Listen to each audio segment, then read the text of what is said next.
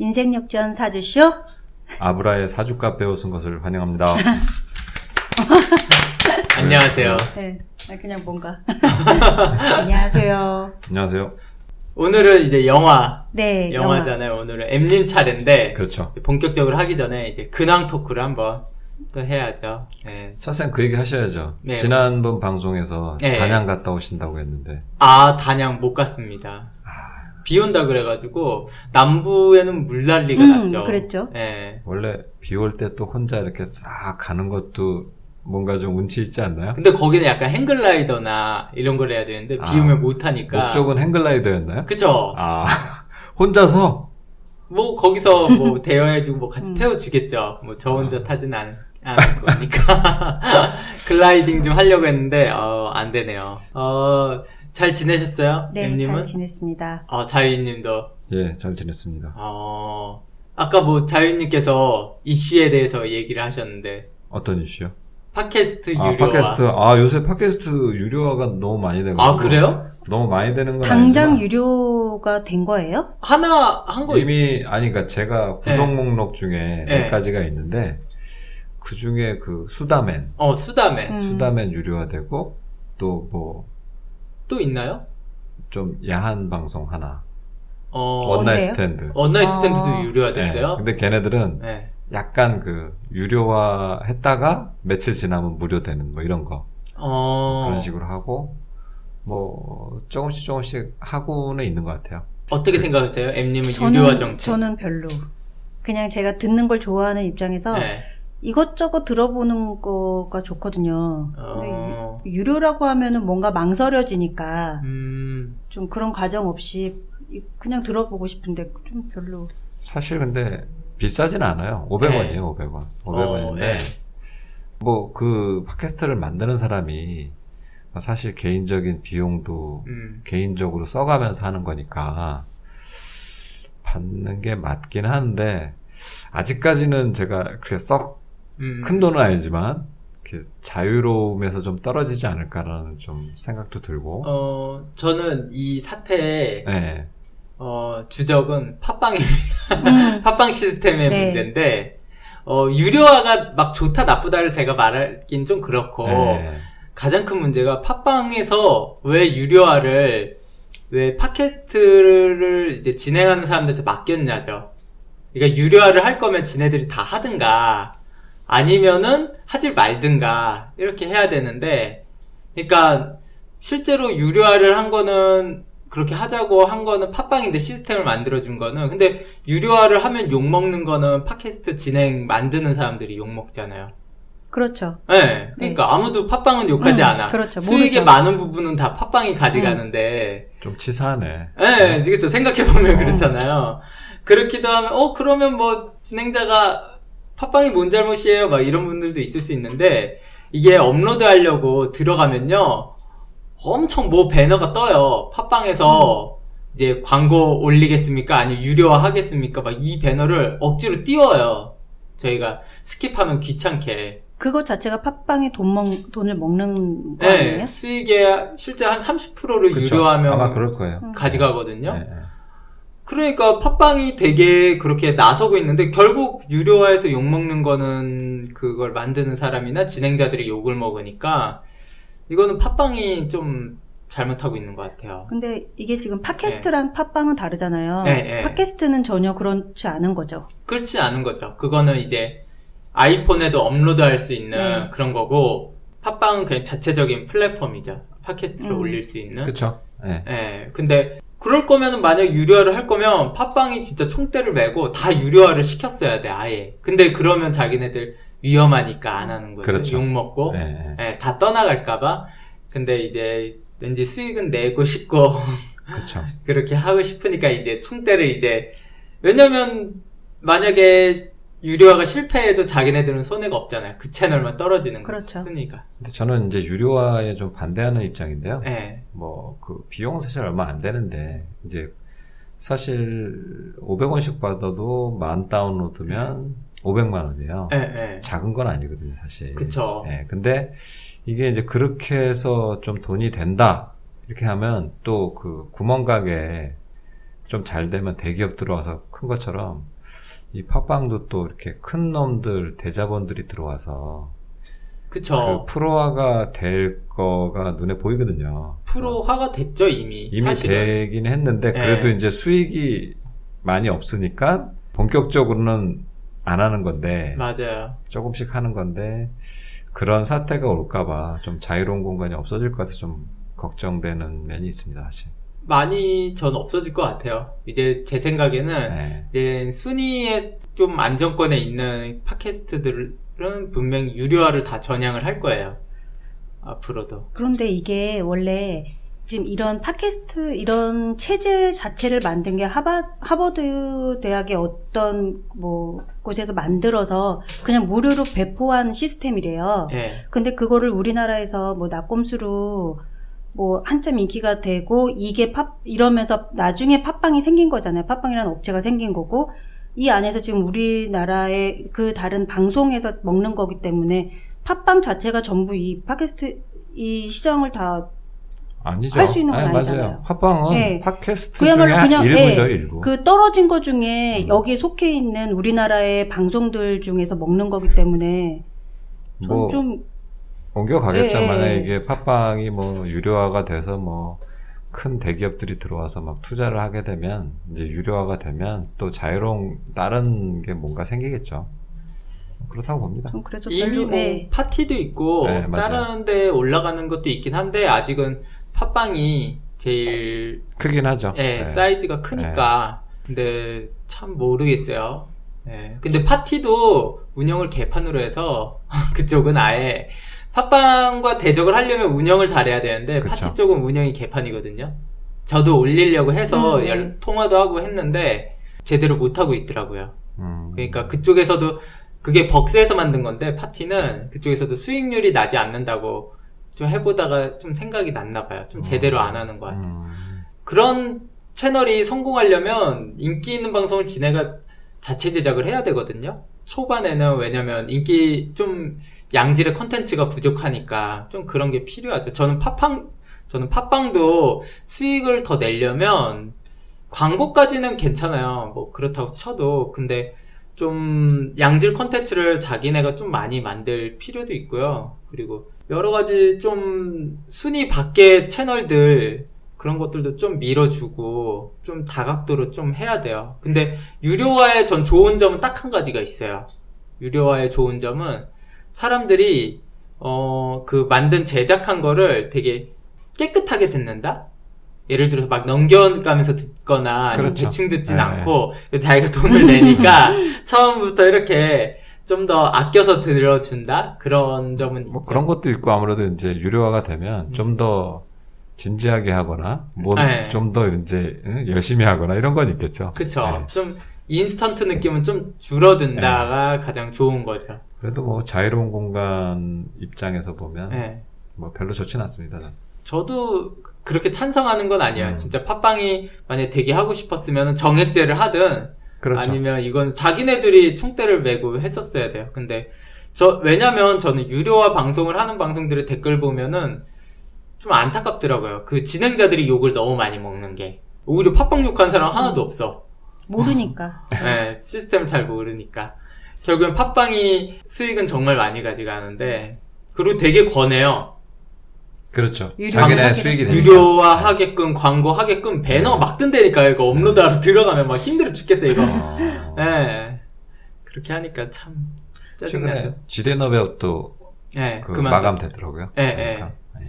제 생각에 나중에 돌아오면 유료화할 것 같습니다. 지대너볕도. 그렇죠. 그 정도 파워가 있으면. 네. 유료화로 돌아올 것 같아요. 근데 지대너볕 정도는 저는 해도 된다고 봐요. 맞아. 그 정도면 뭐 돈 받아도 된다고 봐요. 퀄리티가 좋아서 저는 유료화 한다고 해도 저는 돈 내고 들을 것 같습니다. 개인적으로 근데 수다면은 돈 내고 듣기는 좀 아까워요. 그쵸. 조금 더 아쉽죠. 너무 가벼운 방송이라. 그래도 사람들 많이 듣더라고요. 제일 많이 듣죠. 네. 이 작가가 인기가 좋으니까. 역시. 뭐, 아무튼 뭐. 아니, 근데 뭐 다 팟캐스트 해서 부자 되고 잘 되면 좋죠.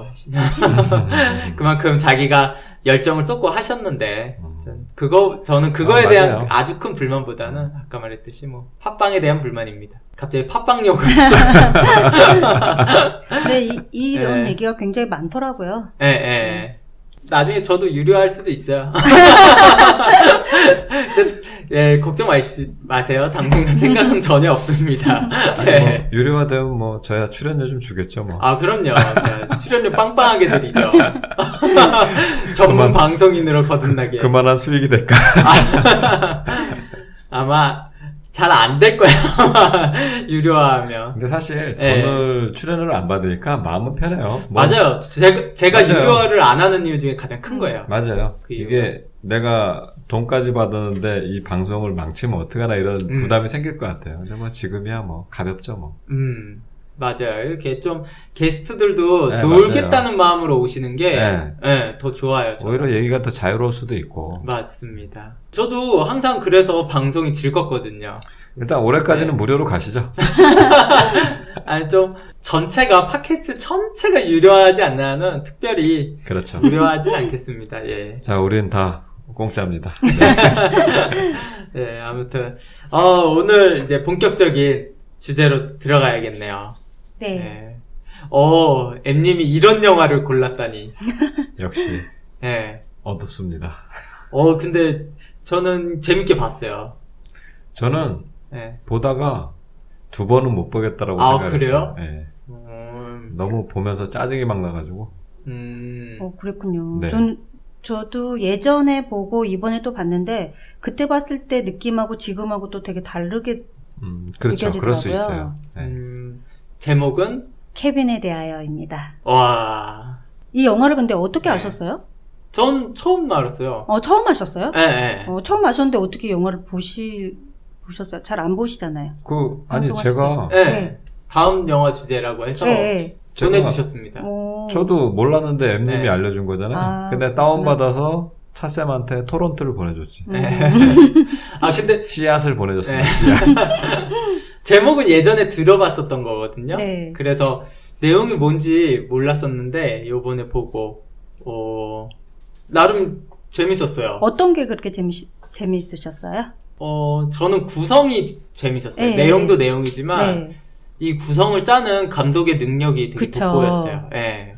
근데 이거 지금 준비 기간만 3, 4년이었는데 막상 촬영은 30일 만에 다 끝냈대요. 아, 그래요? 네. 이게 제작하면서 이게 좀 제작비를 못 받았는지 계속 잘 안 되다가 30여일 만에 찍었는데 굉장히 퀄리티가 좋게. 잘 찍었죠. 그러니까 연출력이 너무 돋보였어요. 저는 요새 영화 보면요, 내용보다도 연출력이 되게 중요한 것 같아요. 그랬을 때, 최고의 연출력을 뭔가 보였어요. 가만히 앉아 있는데 뭐가 흩날리는데도 긴장감이 들고 뭔가 막 쪼그라드는 그런 느낌 들잖아요. 그리고 과거와 현재를 왔다 갔다 네네. 하는 모습들 중간중간에 그냥 순서대로 쭉 네. 했으면 별로 안 그랬을 것 너무 같아요. 시시해요. 네. 그럼 내용이. 이게 원래 원작이 소설이거든요. 이게 네, 소설인데 소설이에요? 네. 원작이 있었어요? 네네. 제목은 뭐예요? 소설 제목은? 소설 제목은 잘 모르겠는데 네. 이 작가가 여자 작가인데 이거 1인칭 시점으로 에바 시점으로 그냥 뭐 편지글로 했던 거래요. 근데 이 감독이 린 램지라는 네. 여자 감독이거든요. 그 감독이 각본을 자기가 썼다고 하더라고요. 그래서 이 원작자가 굉장히 잘 하셨다고 칭찬을 엄청 했다고 하더라고요. 그리고 배우들도 너무 잘 골랐어요. 연기 너무 잘하죠. 근데 저는 이게 제목을 잘못 지은 것 같아요. 그러니까 케빈에 대하여가 아니고 에바에 대하여야. 엄마. 전 그거보다 네. 좀 공포스럽게 지어야 된다고 봐요. 제목을. 공포스럽게? 네, 너무 케빈에 대한 너무 좀 가족 영화 이런 그렇죠. 느낌이 들어서. 저는 무슨 여성에 대한 그런 영화로 생각을 했는데 네. 아니더라고요. 네. 근데 저도 처음 이 영화를 접했을 때는 이게 2011년도에 개봉한 영화거든요. 네. 그때 봤을 때는 굉장히 공포스럽게 봤었어요. 근데 이번에 최근에 다시 봤을 때는 케빈에 대하여라는 게 이게 지금 얘가 사고를 치고 엄마가 이해하지 못했던 자기 아들에 대한 생각을 계속하는 그 과정으로 풀어갔구나라고 그렇게 보여지더라고요. 예. 그거 일단 줄거리 설명하면서 네네네, 줄거리 들으면서 이야기를 해보겠습니다. 네.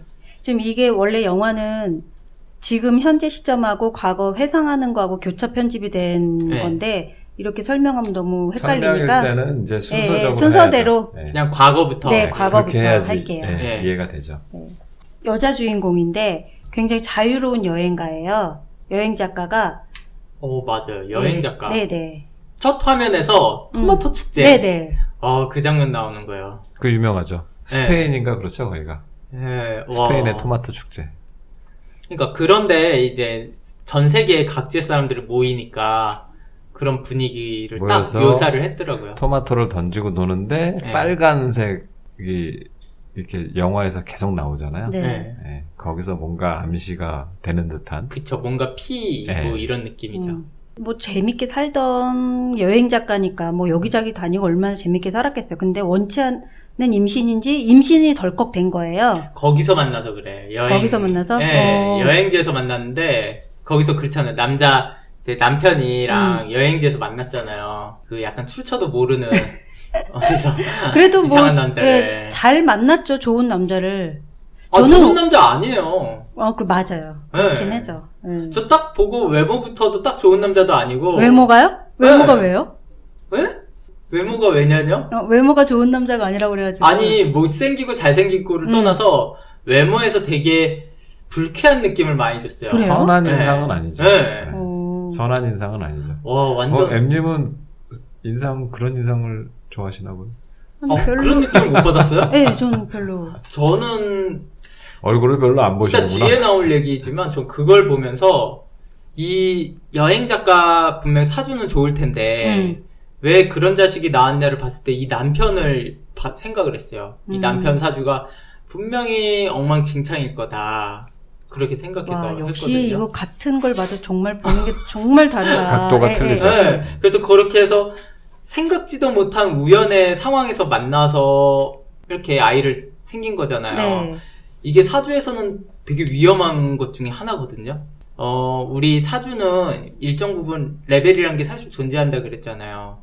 그랬을 때 여행지에서 불특정 다수를 만났을 때는 그 레벨과 비슷한 사람이 아닐 수도 있다라는 거예요. 그 만나는 사람이. 내가 분명히 떨어지는 사람이 아무래도 세상에 좀 더 많으니까 그 정도로 좋은 사주라면 나보다 아랫사람이 많으니까 좋은 사람 만나기가 쉽지가 않죠. 근데 거기서도 남자가 일부러 임신시킨 모습이었어요. 근데 저는 그냥 남편인 줄 알았어요, 원래. 왜냐면 네. 그러고 나서 결혼했을 때 그 생활 모습도 뭐 괜찮잖아요. 잘 사는 집안에. 아니야. 아니에요. 근데 어? 사실은 그 그런데 영화에서 네. 걔네들이 거기서 원나잇 스탠드로 만난 건지 네. 아니면 네, 그런 건 자세하게 나오지 기존에 않아요. 알고 있던 사이인지는 설명되지 않아요. 그러니까 근데 그 상상일 뿐이고. 근데 분위기는 완전 원나잇 스탠드예요. 왜냐면 그 여행지에서 만났던 거랑 그리고 잠자리를 처음 했을 때 자기 약간 위험한 날이다. 임신하기 위험한 날이라고 했을 때 그냥 한 거 분위기 자체가 전체적으로 첫 잠자리를 하는 모습에서 되게 이게 오랜 만난 연인의 느낌이 전혀 아니었기 때문에 보면 남자가 네. 매너는 없는 거죠. 네. 그쵸. 그리고 보통 서양 여자들 그렇게 그쵸. 보통 피임 안 하고 안 하는데. 그렇죠. 피임을 해야죠. 왜 피임을 안 해서 해가지고 그 모양이에요. 근데 그건 진짜 영화라서 그렇지 보통 서양 여자 특히나 여행 많이 다니면서 그렇게 불특정하게 만나서 하는 서양 여자들은 절대 콘돔 절대 안 하거든요. 그러니까. 지금 연애 방송으로 다시 가고 있어요, 지금. 줄거리로 가시죠, 이제. 왜냐면 임신은 둘째치고 약간 병 때문에 네, 그렇죠. 그런 게 있어서. 전 그래서 당연히 그냥 남편인 줄 알았죠. 아, 그래요? 네, 남편이라고 생각하고. 남편이랑 그럼 같이 여행을 갔다고 생각했어요? 뭐, 아니, 이렇게 뭔가 떨어져 있다가, 왜냐면 남자도 사진 작가잖아요. 남자가 사진 작가였어요? 예, 여행 사진 작가예요. 네. 그래서 얘는 여행 작가고 사진 작가고 하니까 뭔가 이쪽에 있다 봐. 아이고, 그건 중요한 건 아니고. 아무튼 임신을 했어요. 근데 임신했는데 이렇게 임신했을 때, 임신해서 배가 불러있고 몸이 불편한 거를 되게 불편해하고, 그런 장면들이 있잖아요. 다른 여자들은 배불러 있는데 막 굉장히 뭐 내 아이를 위해서 뭐 어떻게 해야지 하는데 얘는 얼굴이 계속 그때부터 딱 그 굳어 있는 표정에 아이를 낳았는데도 애를 돌보는 거를 굉장히 어색해하고 그 장면을 보면은 애가 막 울 때 이렇게 안아주고 이렇게 달래는 게 아니라 뭔가 이렇게 멀리 떨어져서 손을 뻗고 애를 이렇게 하잖아요. 자기가 이제 원치 않는 임신을 했고 또 그 상황을 받아들이기 쉽지 않은 상황이었겠죠. 그러니까 원래 임신을 하기 싫었던 사람이거든요. 맞아요. 그 주인공을. 그래서 되게 자유롭게 살다가 아이를 갖는 게 되게 싫어하는 모습이었기 때문에 거기서 남편으로 나왔던 사람이 원래 남자친구나 남편이 더 아니라고 본 거죠. 근데 이 네. 영화를 찍은 감독이나 이 원작자가 하는 말이 뭐 결혼해서 임신해서 아이를 낳는 거에 대한 어머니가 된다는 거에 대한 두려움이 굉장히 있어서 그거를 반영하고자 했다라고 하거든요. 그러니까 여자들은 그럴 거야. 아무래도 뭐 결혼해서 임신해서 애를 낳는 게 당연할 수도 있지만 그런 불안함이나 두려움이 있거든요. 여자들도 있고요. 네. 남자들도 있어요. 근데 여자는 물론 직접 여자가 더 자기가 크겠죠. 네. 임신을 하고 육아에 대한 책임이 더 그럼요. 크잖아요. 네. 근데 그거는 이제 사람마다 다른 것 같아요. 사람마다 틀려요. 네, 맞아요. 여성분들도 그걸 되게 원하는 사람이 있고 아닌 그렇죠. 사람이 있는데 이 영화에서는 이제 너무 여행 작가에 자유롭게 그렇죠. 살던 예, 사람이니까 원했을 리가 없죠. 근데 남자는 아무 생각 없이 좋아하잖아요. 네, 그러니까, 영화에서. 예. 네. 그러니까 그 남편이 너무나 저는 너무 짜증났어 거기서 사실 근데 그런 네. 관점으로 잘 안 보는데 차쌤은 그래요? 정확하게 보셨네요. 저는 케빈이고 뭐고 간에 그 남편이 제일 짜증났어요. 그래요? 진짜. 예. 맞아요. 남편 잘못한 거예요. 맞아요. 네. 남편이 잘못한 네. 거죠. 근데 나도 그런 그렇게 생각해. 그런 관점 자체를 안 보는 사람도 그래요? 있거든요. 예. 남편은 아들한테 잘하는데 왜 저래 이렇게 보는 것도 그거는 많거든요. 편하게만 하는 거죠. 네, 그렇죠. 처음부터 끝까지 전 다 남편 잘못이야. 음. 그 모든 사태의 시작부터 끝까지는 다 남편 잘못입니다. 제 눈에는 사실. 네, 저도. 이따 말씀드릴게요. 이렇게 그러니까 네, 이렇게 네. 볼 줄은 좀 몰랐어요. 아니, 저도 그렇게 생각해요. 그러셨군요. 네, 그래서 보면서 짜증난다고 그랬잖아요. 네. 저는 남편 욕을 하려고 그랬는데 이 두 분이 저는 이해 못할 줄 알았더니 아, 진짜요? 아니요. 그거는 그 사람의 성격일 수도 있어요. 남편은 저래야지라고 생각하는 사람도 있을 수 있어. 에이, 근데 요즘 시각에서 보면 아니죠. 옛날 시각에서도 그건 아닌 것 같아요. 옛날에야 뭐 여자는 애 키우는 거고 남편은 뭐 그냥 밖에서 돈만 벌면 되고 뭐 이렇게 생각했죠. 더 옛날이었으면 그런 자식이 안 나옵니다. 하도 두드러 맞아가지고. 그렇지. 그렇지. 우리나라였으면 그런 영화 자체가 안 나왔죠. 그렇게 못 키우죠. 될 리가 없죠. 네. 근데 요새는 몰라요. 요새는 너무 애들한테 잘해줘. 요새는 비슷해요. 네, 요새는 몰라요. 그런가요? 네, 비슷한 모습들이. 그래서 많아요. 보면 얘가 뭐 갓난아이 때도 그랬지만은 이제 뭐 한 3, 4살이 됐는데도 엄마가 무슨 말만 하면 녜녜녜녜 뭐 이러고 네. 보셨죠? 그거 되게 약 오르지 않으셨어요? 약 오른다기보다 화가 나죠. 그렇죠. 줘 예, 봐봐야 예. 돼요, 그럴 때. 네. 뭐 이렇게 숫자를 알려주고 이럴 때도 다 알면서도 모르는 척하고 엄마 계속 약 올리고 심술구전 표정으로 그러다가도 딱 아빠만 나타나면 아빠한테 달려갔다가 근데 왜 엄마는 왜 아빠랑 그런 대화를 자세하게 나누지 않았던가? 왜? 아니요 나는 네. 얘기했어요. 그렇지만 얘기를 했더니 네. 남편이 하는 소리가 사내에는 다 그래. 음. 그런 식으로 넘겨버렸죠. 그러니까 그게 네. 나쁘다는 거죠. 맞아요. 그거를 이제 그런 식에서 말을 꺼내는 수준이 아닌 같이 이제 또 협력을 해서 이거를 관찰을 하고 이런 그쵸. 게 필요하다는 거죠. 네, 사주를 보러 가든가 사주를. 맞아요. 그러니까 부인 얘기를 귀담아 듣지도 않고 네. 자기 맞아요. 생각대로만 자기가 눈에 보이는 대로만 한 거고. 그래서 봤을 때 보면은 이게 그 아들과 엄마가 사이 좋게끔 뭘 만들어주는 게 아니라 그냥 썩 아들하고 그냥 친하게 지내는 장면만 나오잖아요. 네. 그리고 기저귀도 오래 차고 있고. 예, 그게 얘가 너무 그런 사건이 있었잖아요. 얘가 한 6, 7살이 됐는데도 기저귀를 차고 있고 그게 거의 흔치가 않죠. 근데 얘가 보면은 그걸 배변을 가릴 줄 아는데 엄마 약 올리려고 엄마 괴롭히려고 영악한 놈이죠. 예, 굉장히 영악하죠. 그럴 땐 그냥 때리지 않나요, 보통? 요즘은 잘 안 때리잖아요. 영화에서도 예? 네, 요즘은 잘 안 때리고. 그래도 배변이 안 되면 그래서 사건이 나죠. 그 다 큰 애가 지금부터- 기저귀가 차고 있는데 기저귀를 딱 똥기저귀를 갈아줬더니 갈아주자마자 엄마를 보면서 또 뿡 하고 네. 약 올리니까 엄마가 화가 나서 얘를 내동댕이 치잖아요. 네. 내동댕이 쳐서 병원에 데리고 가서 이렇게 치료를 했는데 그 장면 어떠셨어요? 저는 애는 좀 때리면서 키워야 되는구나. 그 다음에 버릇이 좋아졌잖아요. 근데 일부 영악한 모습이 보이기도 아니요, 하죠. 저는 네. 굉장히 그때 소름 끼쳤던 게, 네. 그런 다음에 이게 엄마가 그렇게 해서 다쳤는데, 아빠를 딱 만나서 아빠한테 엄마가 잘못한 게 아니라 내가 잘못한 거야. 그러면서 엄마를 감싸주듯 하면서 엄마 약점을 잡아서 엄마를 괴롭히잖아요.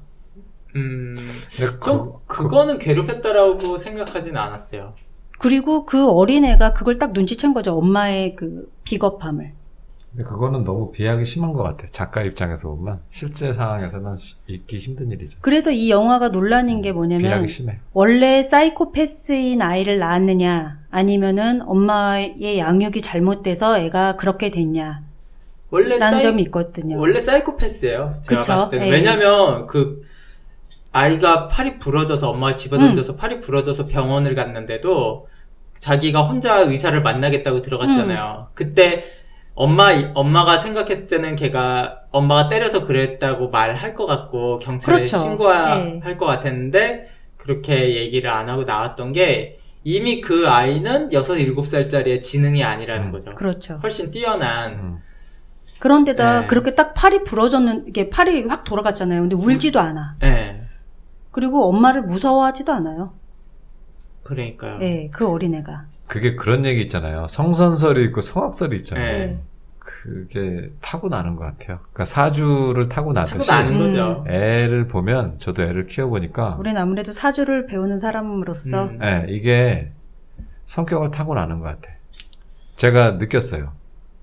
아이를 키우면서요. 네, 진짜 착하게 태어난 애도 있고 뭐 나쁘게는 아니고 좀 승질이 먹같이 태어난 애도 있고 있어요.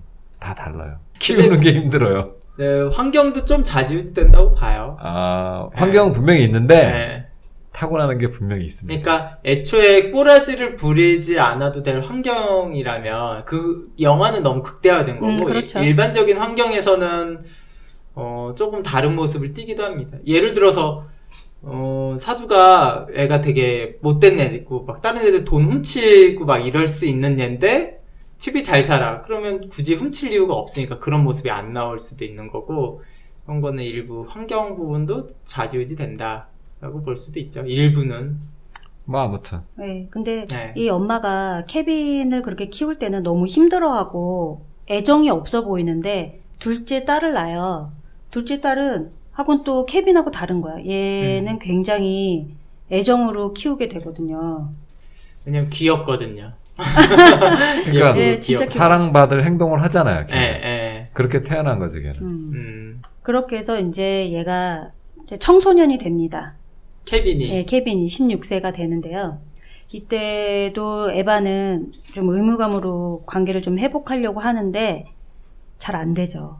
얘가 어느 정도냐면 뭐요? 왜?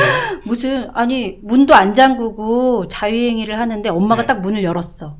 그러면은 뭐 감추던가 이런 것도 아니고 엄마를 빤히 쳐다보면서 계속 진행을 하는 거야. 예.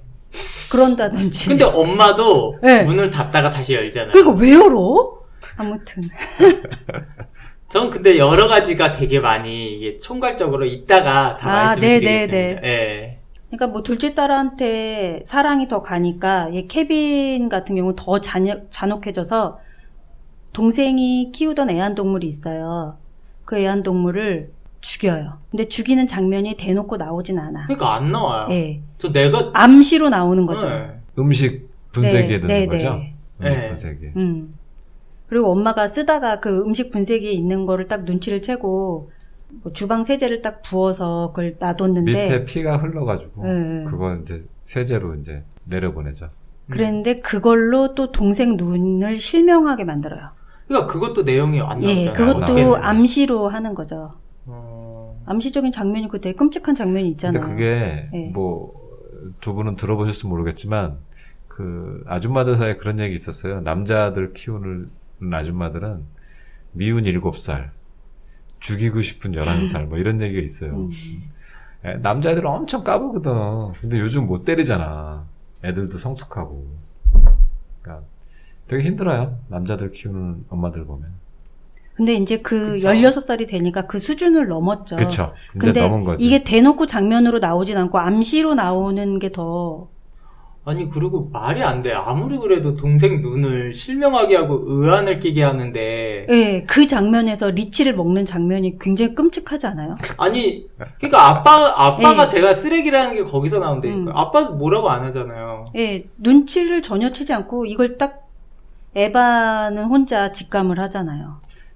이 문제의 큰 대부분의 요인은 아빠야. 전 다 아빠라고 봐요. 처음부터 끝까지 참- 전부 아빠 잘못입니다. 뭐 영화 보시는 분들은 그렇게 안 느낄 수도 있는데 예, 제가 봤을 때는 그렇게 보입니다. 그래서 이거에 대해서 지금 이 일을 저지른 게 아들이다라고 에바가 남편한테 얘기를 하는데 남편이 그거를 뭐 귀담아 듣지 않고 정신과 상담 치료 받아라 이런 식으로만 얘기하잖아요. 얘기하고 이러다가 이혼 위기까지 가요. 예. 근데 이거를 뭐 이런 대화를 케빈이 엿듣고 사건을 벌립니다. 근데 왜 그걸 듣고 그 케빈은 그렇게 사건까지 벌이지? 엄마에 대한 애정인가? 그게? 잘못된 애정의 표현인가? 애정이라기보다 글쎄요. 집착? 예, 뭐 사실 더 자유롭게 살면 좋은 거 아닌가?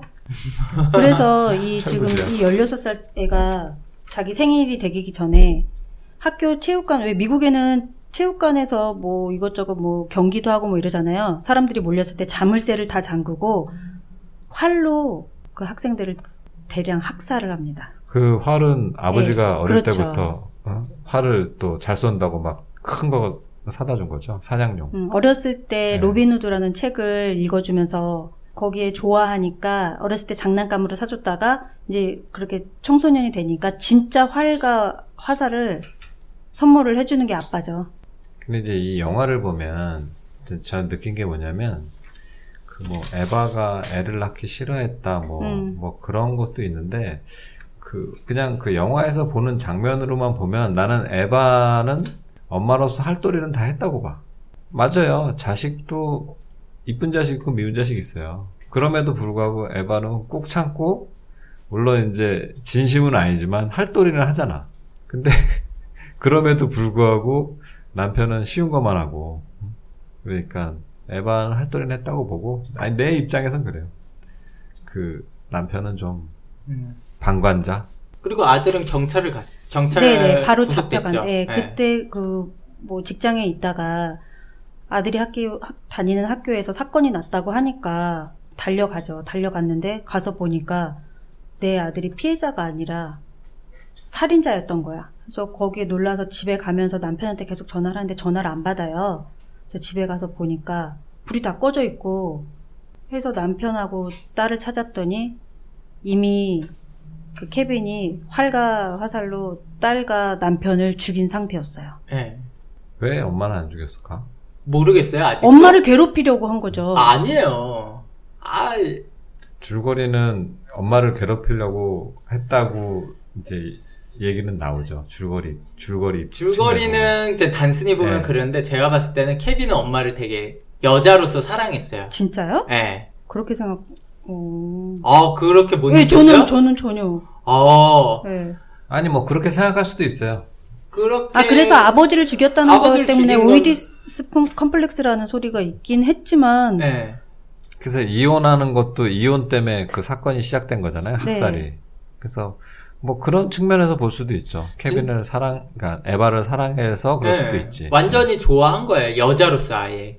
왜냐면 아빠랑 엄마가 성관계하는 것도 케빈은 다 보고 있고 잘 알고 있고 이런 것도 그거에 대한 아빠를 죽이고 싶어하는 그런 것도 있었고 또 동생도 엄마가 좋아하니까 그런 걸로도 되게 짜증나는 장면들도 좀 나오고 이런저런 모습들 그렇기 때문에 그리고 서점에서 엄마 사진이 크게 네, 걸려 네, 있었던 네. 장면을 보고 있잖아요. 네. 그랬을 때 엄마를 되게 싫어하거나 그러면 그 상황에서 그렇게 쳐다보거나 그러지 않는데 그렇게 케빈이 쳐다보면서 엄마를 좋아하는 거 그런 모습이나 일부러 문을 잠그지 않고 자위하는 모습을 보여줬던 것들 다 그런 것들이 거기서 나오는 거라고 보여주죠. 애정과 증오는 한 끗 차이다.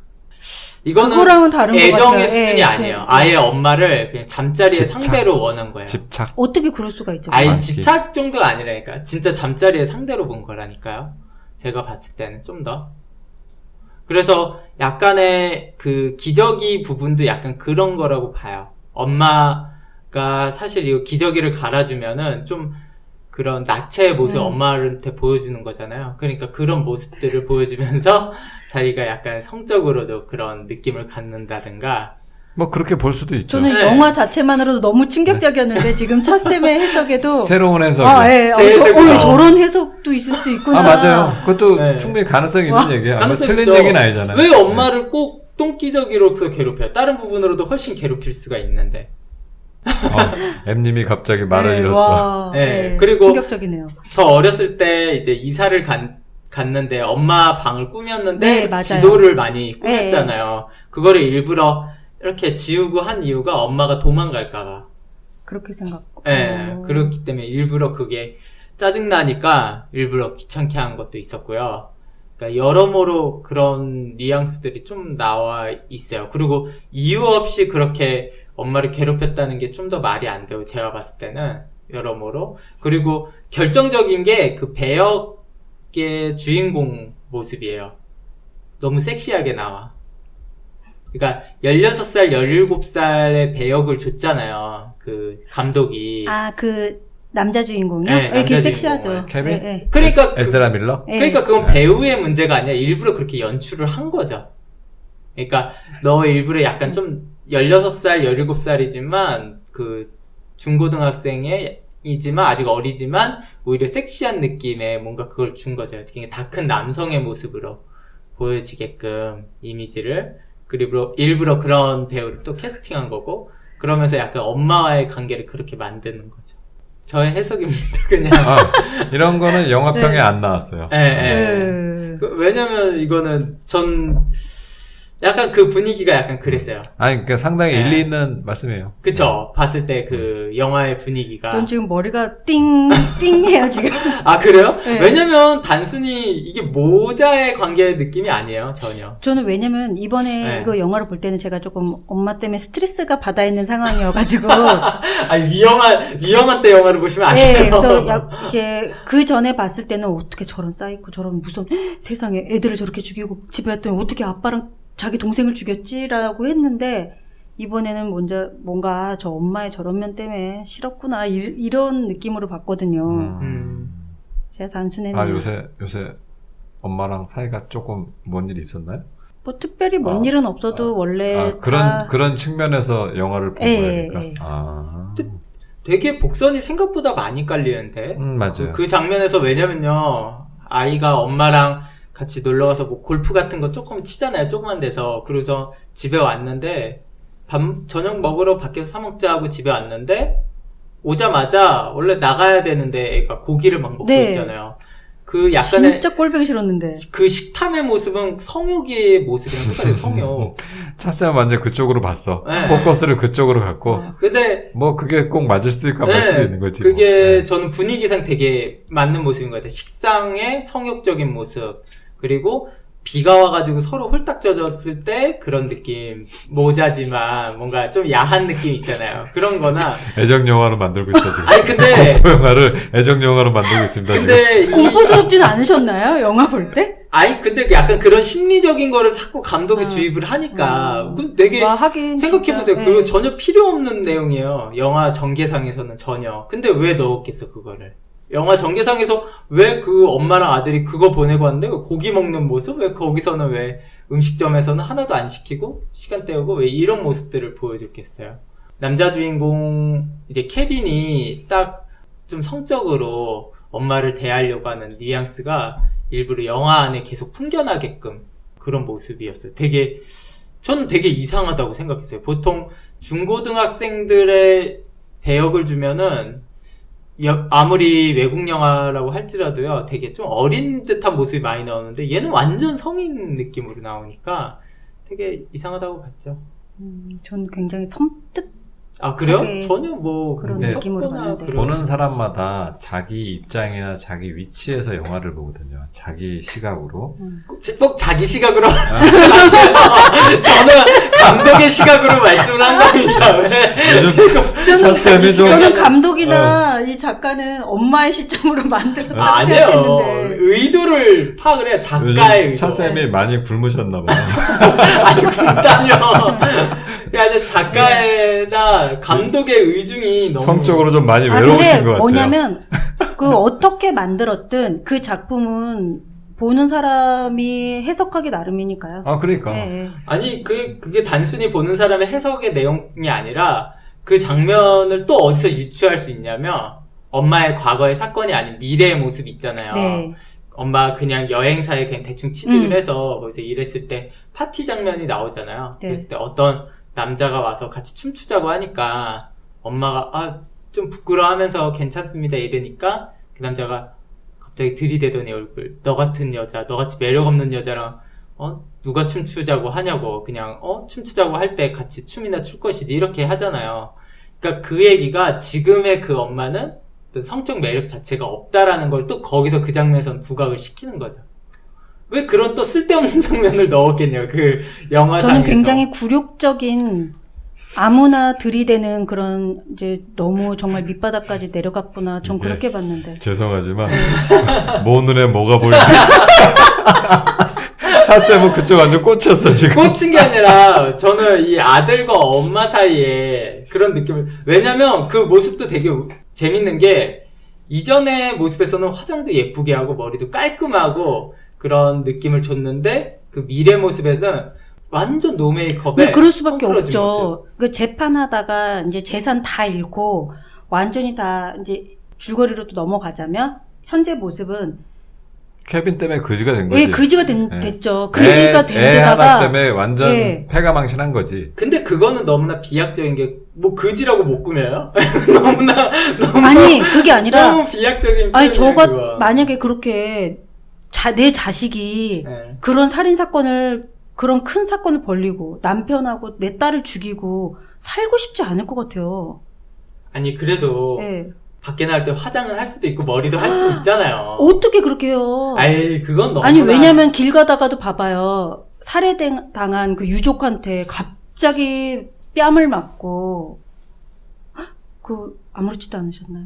아니 뭐 아무렇지도 않아요. 그렇게 뺨을 맞는다든지 아니면 가다가 뭐 장을 보다가도 그러니까 나도 피해자 그게 유족을 보면은 당연히 그럴 네. 만한 상황인데 난 그게 100% 이해가 안 가는 거. 그러면 떠나야지.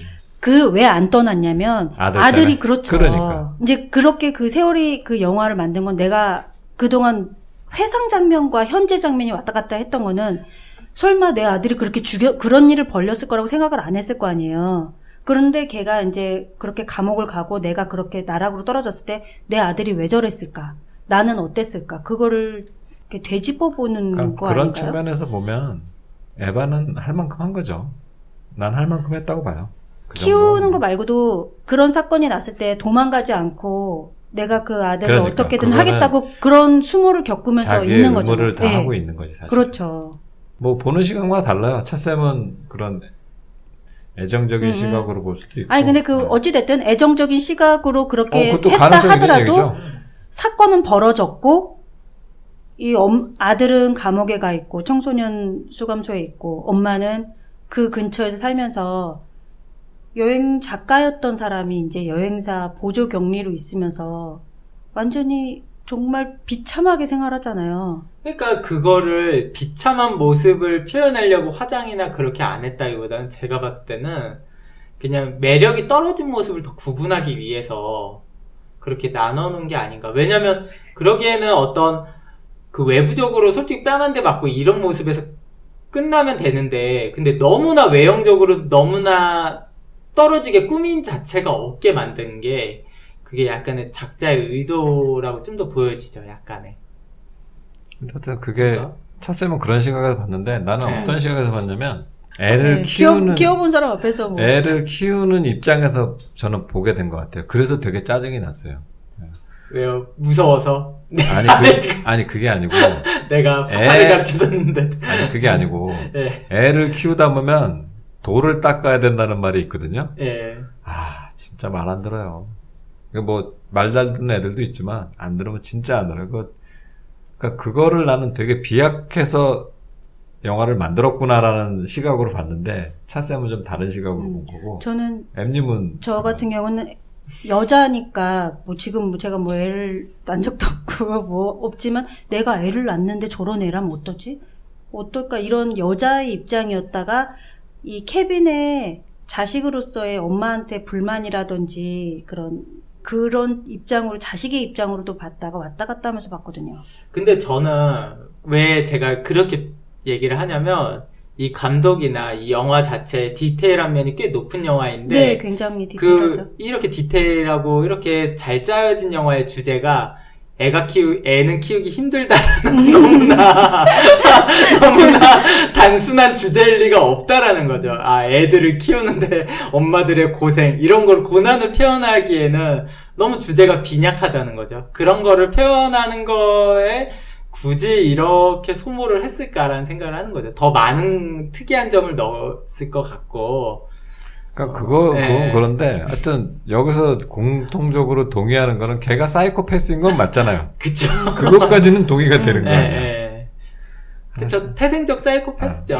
네. 그런데도 그렇게 힘든데도 아들한테 계속 이렇게 찾아가잖아요. 면회를 가잖아요. 그거 쉬운 거 아니에요? 그럼요. 그거 한국 사람들도 네. 안 그런 사람 많을걸요?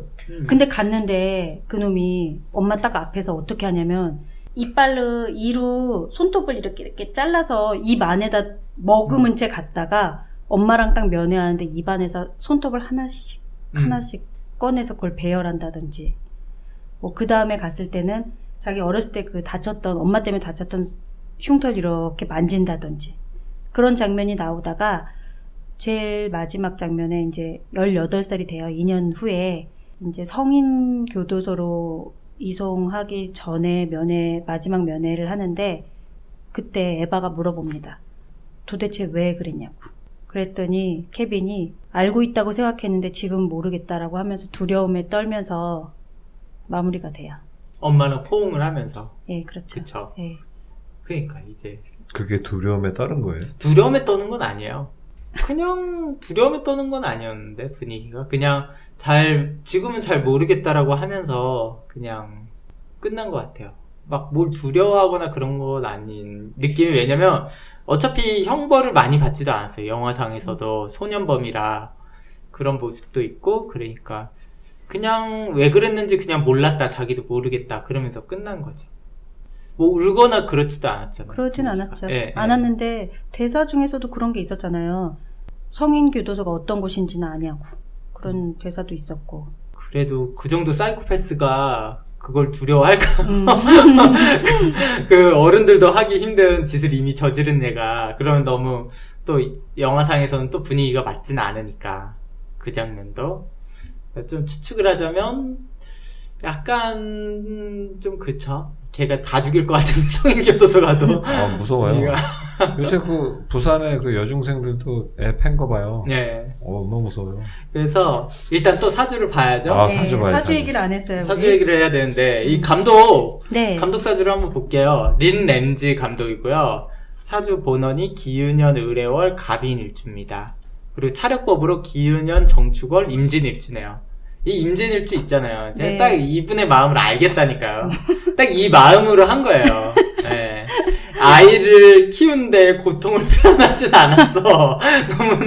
그거는 너무 단순한 상상력인 것 같고. 아니, 저는 그 입장에서 봤다고요. 예, 그쵸. 자연님의 입장이 그렇다는 거고, 제 생각에는 더 심오한 부분을 넣었을 것 같고요. 그리고 사주 자체도 좀 그런 여행이나 뭐 이런 거 좋아할 만한 사주고요. 배우자 덕은 그렇게 있진 않네요. 그래서 약간 남편도 그런 식으로 일부러 표현을 한 거 아닌가. 약간 좀 결혼 생활 이런 모습? 그럴 수도 있습니다. 사주는 괜찮은 편이에요. 그리고 차력으로 임진이 나오잖아요. 그 곡성 류홍진 감독. 류홍진 맞나요? 홍진은 맞는 것 같아요. 나홍진 감독이 임진일주니까 약간 그런 스타일을 좋아해요. 차력으로 임진이에요? 본원이 임진일 거예요. 본원이? 나홍진 감독. 예. 그러니까 임진이 어두운 거라고 하셨죠? 흑룡. 그러니까 좀 밝은 느낌은 적죠. 전체적으로 영화 느낌 자체도 어둡고 그런 느낌으로 영화를 딱 찍은 것 같아요. 딱 사주에 맞게 감독 스타일이.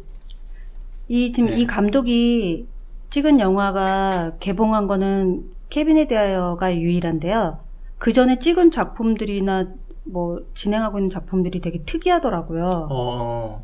뭐 친구와 장난치다가 친구가 익사시키는 영화라든지 아니면 뭐 자살한 애인을 토막내서 그가 남긴 작품을 자기가 뭐 발표하는 그런 내용의 영화라든지 뭐 강간 살해당한 소녀가 뭐 나레이션 하는 그런 영화.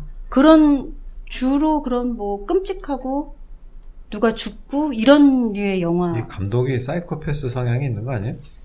약간 되게 아이러니하게도 이 케빈에 대하여잖아요, 제목이. 네. 케빈이 무슨 뜻이냐면 좋은 탄생이라는 뜻이랍니다. 역설적으로 표현을 한 거죠. 예. 그러니까 되게 재밌죠. 아일랜드권에서 쓰이는 이름이라네요. 케빈이란 이름이.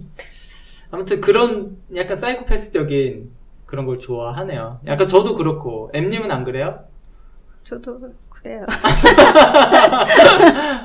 네, 임진일주들이 약간 그런 성향이 있습니다. 아, 네, 무서운 사람들이랑 방송하고 있네. 지난번부터 좀 느꼈지만. 그렇다고, 다 좋아할 뿐이에요. 무섭네요. 무섭네요. 저 그리고 틸다 스윈튼 보면서 네. 계속 유재석이 생각나요. 유재석이요? 아, 맞아요. 똑같아요. 유재석 닮았잖아요. 아, 진짜. 아니, 이분들. 무한도전에서. 네. 분장 많이 했어요. 틸다 분장을 했어요. 똑같아요. 네. 그 설국열차. 네, 알아요. 네. 전 설국열차나 옥자에서는 되게 별로였는데 다른 영화에서는 굉장히 매력 있게 봤거든요. 네. 키도 크고 뭔가 남자 같으면서도 뭐 여자 같으면서도 그러면서도 우아하고. 근데 이 틸다가 네. 가문이 되게 좋다고 그러는데 네네. 귀족 가문이라고. 그래요? 중세 시대부터 이어오던 귀족 네. 출신이래요. 왜 웃어요? 자꾸 유재석 생각나. 메뚜기. 네. 그럼 틸다 스윈튼 사주 한번 볼까요? 왜 좋은 집안 사람인지. 본원이 경자년 병술월 정유일주고요. 차력법으로 경자년 무자월 갑신일주네요. 차력법의 인수가 아주 잘 되어 있습니다. 사주를 보면 아시다시피 뭐 배우자 덕은 그저 그러네요. 뭐 사이가 별로 좋지는 않을 것 같아요. 결혼해서 네. 결혼을 안 했어요. 아직 안 했어요? 결혼을 안 한 상태에서 어, 이란선 쌍둥이를 낳았어요. 그쵸. 예. 분명히 배우자가 안 좋은 거죠. 남자는 있으니까 나았겠죠. 네. 그러니까. 근데 되게 또 네. 재밌는 게 네. 그때 아이를 낳을 때 그 아이 아빠가 남자친구인 상태였는데 20살 연상이었대요. 연상? 예. 배우자 덕은 떨어져요. 괜찮은 사주예요. 사주 자체는 나쁘진 않고요.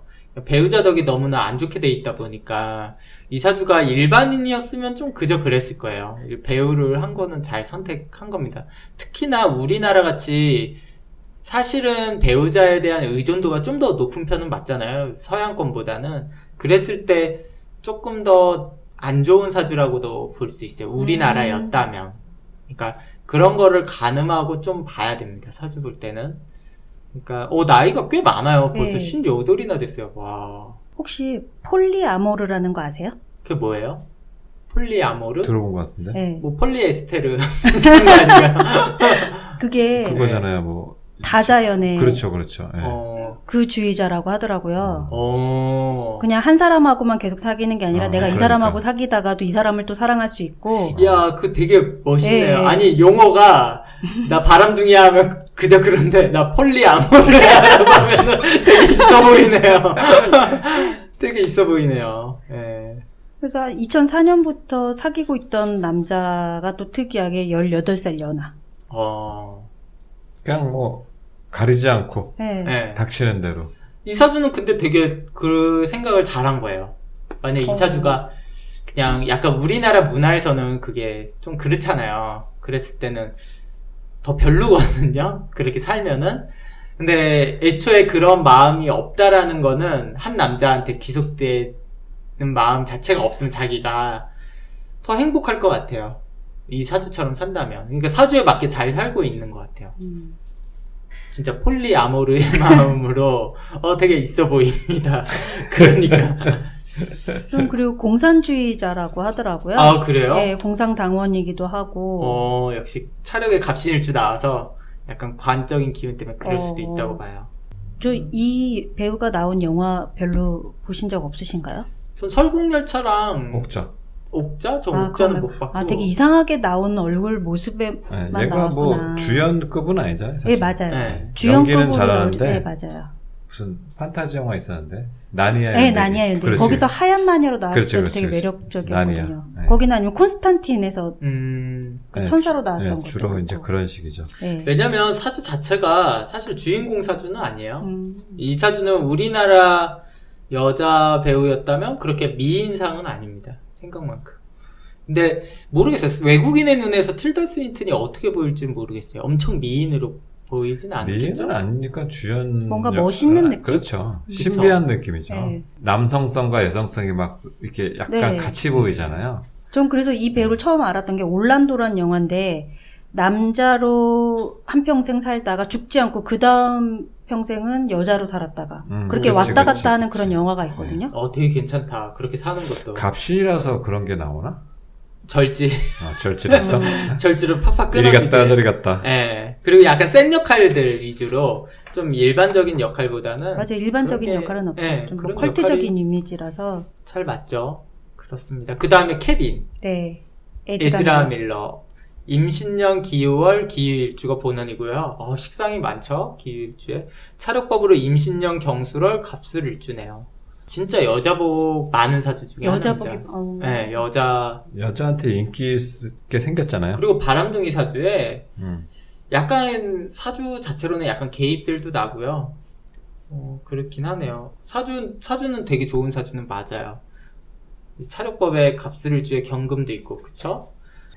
잘생긴 사주도 맞고요. 일단 외모 자체가 되게 퇴폐미 있게 생겼잖아요. 그렇죠. 네, 이런 배우도 드문데 되게 좋네요. 이 사주는 우리나라에서도 약간 연예인형 사주는 맞아요. 일반인에서도 되게 잘생길 만한 사주입니다.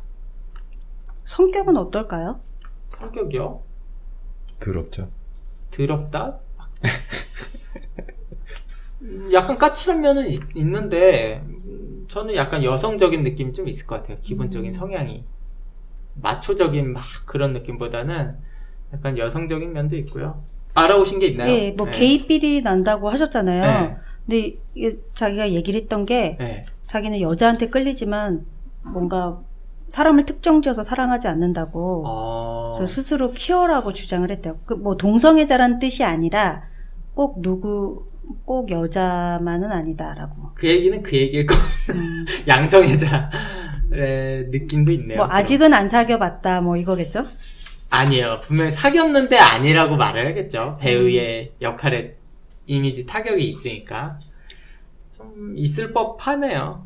있을 법하고 본원에서 23대운 재성이 강하게 들어왔네요. 와, 이때는 그냥 연기하고 막 이래야지 별 이상한 거 하면 좀 안 좋을 수도 있습니다. 좋은 사주라 뭐 그런 대로 잘 나갈 거예요. 제 생각에는 근데 걱정되는 거는 약간 마약이나 이런 거는 좀 다소 할 수 있는 사주예요. 식상이 너무 강해서 그런가요? 아니요. 그렇게 표현하면 또 청취자분들이 오해하기 때문에 그거는 임신년 기유월 기유일주의 차력법이 임신년 경수를 갑술일주기 때문에 그렇습니다. 한마디로 이거를 다 알아야지 좀 표현이 될 것 같아요. 집안도 꽤 좋아요. 아버지가 월트 디즈니 부사장, 엄마는 무용가였고요. 사주가 딱 봐도 좋아요. 주로 선생님도 많고 가르치는 쪽도 많이 있고요. 말도 되게 잘할 거예요. 이 사람 자기 생각 표현력도 되게 좋고요. 평소엔 좀 히피처럼 하고 다닌다고 하더라고요. 전 이 배우를 이 영화에서도 되게 강렬했었는데 신비한 동물사전이라고 해리포터 스피노프 작품이 있거든요. 여기서도 또 뭐 그 어두운 느낌의 역할이 있어요. 거기서도 굉장히 인상 깊죠. 그래요? 네. 우리가 아까 욕을 많이 했던 그 남편 존 C. 라일리고요. 프랭클린 역이었고요. 사주 본원이 을사년 신사월 무인일주. 이분이 근데 틴다 스윈튼보다 더 어리네요. 거기서는 한참 한참 들어 보였는데 그 다음에 차력법으로 을사년 이모월 무신일주네요. 원래 사주상에서 외모도 약간 그렇게 좀 투박하게 생긴 유형은 맞아요. 막 세련되고 이쁘게 생긴 유형은 아닙니다. 그런 것도 맞고 사주는 뭐 괜찮네요. 사주는 좋은 사주 맞아요. 집안도 뭐 어느 정도 살았을 것 같고요. 이 사주도 그냥 배역 때문에 그렇게 약간 산적같이 나왔을 것 같아요. 좀 그전에도 좀 약간 코미디 영화에서 본 것 같아요. 여기선 별로 이렇게 유심히 안 봤는데. 네. 너무 음침하게 나왔어요. 이 아저씨. 그리고 제가 예전에 그 태국에서 좀 있었잖아요. 네. 약간 거기에 진짜 그런 축제 같은 거 있으면 서양인 약간 좀 거렁뱅이 같은 사람들이 진짜 많아요. 네. 이런 사람들이. 진짜. 그렇게 여행자들 모여있는 데서 이렇게 여자 꼬시고 이런 딱 서양 남자들 많거든요. 약간 그런 분위기라 제가 좋게 얘기하지 않은 겁니다. 예. 이런 스타일이 굉장히 많아요. 그 여성분들 조심하십시오. 서양 남자들. 예. 아무튼 그렇고 그 다음에 딸 애슐리 게라시 모비치 실리아 역. 전 그 러시아 사람인 줄 알았어요. 네. 근데 게라시 모비치. 이렇게 미국 사람이더라고요. 사주 본원이 개미년 을주걸 경술 을주고요. 이러면은 축술미 돼 있는 거 아니야? 막 이렇게 생각하셔서 사주 별론데 라고 하시겠지만 차력법으로 보면 갑신년 병인월 기사일주입니다. 사주 좋네요. 그리고 귀엽게 생기고 사주 맞는 것 같아요. 외모도 예쁜 사주입니다. 몸매도 좋고 크면서 점점 이뻐질 거예요. 아직 14살이네요. 계속 연기자 생활 잘 할 것 같고요. 뭐 크게 문제는 안 되네요. 연기자 안 해도 공부도 잘 할 것 같아요. 뭐 딱히 사는데 성공하는 데 문제는 없다로 보여집니다. 뭐 전반적인 사주들 풀었는데요. 또 M님이 또 네. 비슷한 사건을 네. 가져오셨다면서요. 네, 네. 실제 사건. 네. 뭐 영화하고는 상관없지만 케빈이 저질렀던 일과 비슷한 1999년에 미국 콜로라도주에서 콜럼바인 고등학교에서 총기 난사 사건이 있었거든요. 예. 거기 그 2명의 학생들, 2명의 범인. 네, 범인들. 어떻게 알았어요? 이 생년월일을? 이게 어떻게 알았냐면 엄마가 17년 뒤에 나는 가해자의 엄마입니다라는 책을 쓰셨거든요. 그러면서 이게 뭐 찾아보니까 나오더라고요. 아, 이 그래요? 두 학생이. 이 두 학생이 그 전에 뭐 했던 동영상도 많이 있고 그래요. 사이코패스네. 글쎄 이걸 봐야죠. 일단 가해자 사주를 보도록 하겠습니다. 네. 딜런 클리볼드. 본원이 신유년 정유월 임진일주고요. 차력법이 신유년 정유월 기미일주네요. 사주는 좋은 사주예요. 그래요. 예. 근데 왜 다 싸죽였을까? 그 다음에 그 동료 에릭 해리스 신유년 임진월 정사일주고요. 차력법으로 신유년 개사월 경인일주네요. 이쪽은 약간 이제 정신이 왔다 갔다 하는 거예요. 예. 정사와 경인의 일주 조합이 그럴 수도 있죠. 약간 정신적인 좀 문제가 있어 보여요. 제가 봤을 때는 에릭 해리스가 조금 더 주도를 했는지 네, 모르겠는데 맞아요. 주도를 그쵸? 했어요. 네, 네. 그랬을 것 같아요. 네. 거기에 약간 딜런 클리볼드는 약간 껴가지고 했을 것 같고 아무 이유도 없이 그렇게 네. 살인을 저질렀는데 제가 이전 방송에서 많이 얘기한 경인일주 차력법에 딱 나오네요. 차력의 경인일 때 좀 더 그런가요? 아니요, 본원과 차력 상관없이도 그럴 수가 있어요. 경인 근데 자체가 왔다 갔다 하는 건가요? 절지기도 하고. 약간 소시오패스적인 기질이 있죠. 근데 그게 상황이 나와야죠. 그렇죠. 그럴 수 있는 상황이. 우리나라였으면 쉽게 나올 수가 없죠. 총이 없으니까 뭐 대량 학살을 할 수는 없잖아요. 아무리 그래도 고등학생이. 얘네들이 그렇게 너무 끔찍하게 죽였던 게 막 토끼몰이 하듯이 죽이는데 이 총을 잘 못 쏘니까 쏜 사람을 또 쏘고 또 쏘고 하는데도 안 죽은 사람도 있어요. 뭐 선생님도 죽었고 또 어떨 때는 기분에 따라 그냥 보낸 아이도 있고 끔찍하죠. 이 사건 이후로 고등학교에 그 금속 탐지기가 생겼다고 하더라고요. 몇 명이 사망했나요? 한 12명 정도 하고 부상 입은 숫자는 더 크고요. 지금 뭐 이 친구들은 그 사건이 나고 네. 바로 자살을 했어요, 그때. 둘 다요? 네. 그럴 거면 왜 한 거야? 그치, 그러니까 아무 이유도 없이. 아무 이유는 없진 않았을 거예요. 그러겠죠. 그러니까 우리가 뭐 그런 모르는 이유의 뭔가. 단서를 내지 않았으니까. 그냥 화나서. 심심해서.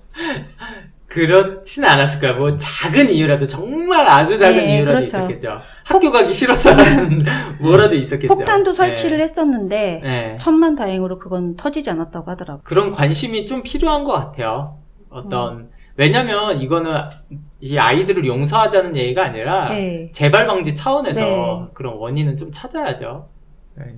그래서 이 책이 굉장히 좋거든요. 나는 가해자의 엄마이다라는 그래요? 책이 이게 뭐 내 아들이 이랬다 뭐 그런 뭐 변명하거나 이런 게 아니라 하나하나 되짚으면서 자기는 좋은 엄마라고 자부를 했는데 이런 사건이 일어난 거에 대해서 눈치채지 못했던 그런 반성이라든지. 딜런 엄마가 썼나요? 네, 딜런. 그쵸? 네. 인수가 잘 돼 있으니까. 집안도 딜런이. 굉장히 좋은 네, 집안에. 사주 좋아요, 딜런 사주는. 뭐 이런 일이 있으면은 뭐 나쁜 집안에 네, 학대를 받은 아이가 그랬을 것 같지만 전혀 그렇지 않았다고 하더라고요.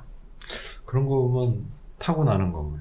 아니죠. 이거는 친구 잘못 사귄. 그렇죠. 친구 잘못하는 친구 잘못 사귄 죄입니다. 예. 이거 뭐 사주에서는 어떻게 나오진 않죠. 예. 그러니까 일종의 궁합 문제기도 하죠. 어떤 친구와 어울렸을 때 이상한 궁합이 만들어지기도 하니까 그런 궁합의 문제일 수도 있죠.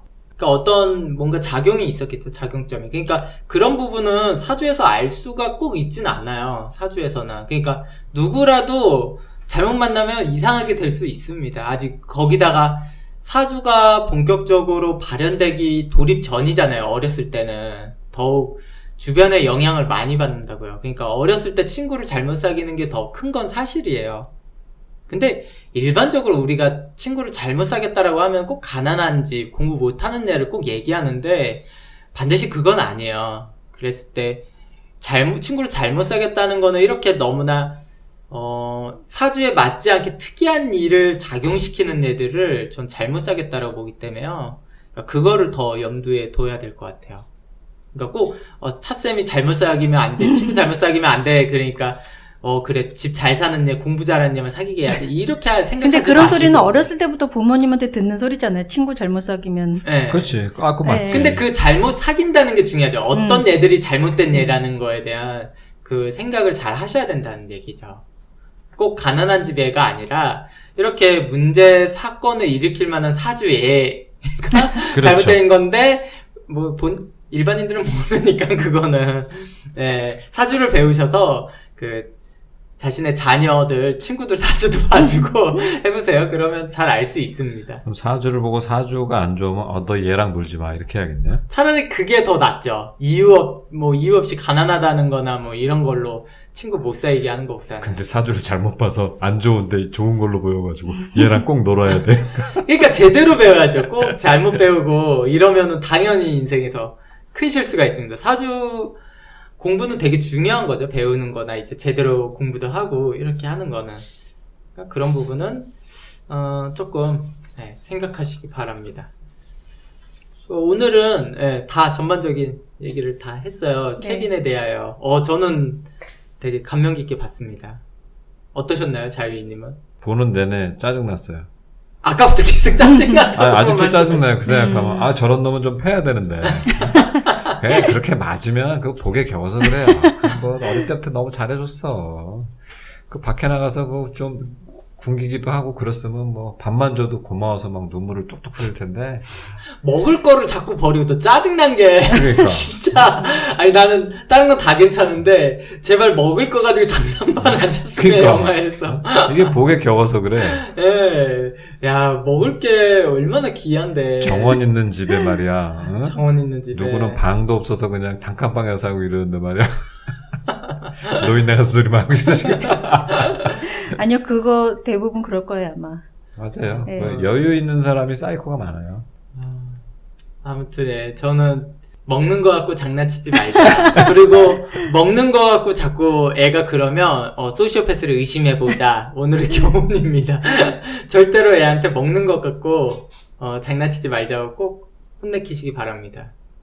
M님은 어떠셨나요? 저는 재밌게 봤어요, 굉장히. 재밌게 보셨어요. 그 재밌었어요? 네. 재밌으면 안 되는데. 재밌더라고요. 이제 점점 요즘 무서워지고 있어, 두 사람이. 저도 재밌었습니다. 예. 진짜요? 예. 처음에는 뭐지? 막 이상한 토마토 장면만 나오고 막 이상해서 이거 봐야 되나 그랬는데, 뒤로 갈수록 재밌더라고요. 저는 뭐 내용뿐만 아니라 그렇게 화면이 감각적인 게 되게 저도. 좋거든요. 그리고 그 한 장면에서도 스토리가 많이 나오는 거라든지 생각할 수 있다는 게 전 좋았어요. 저도 그게 네. 좋았어요. 너무 쉬운 영화는 재미가 네. 없고요. 게다가 이렇게 네. 해석이 다 3명 다 다르니까 또 더 재밌네요.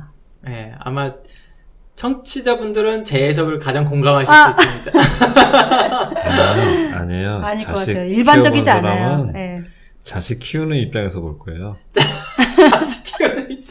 자식 키우는 입장에서 보면 안 돼요. 왜냐면 그러면은 자녀 혼내키지 못합니다.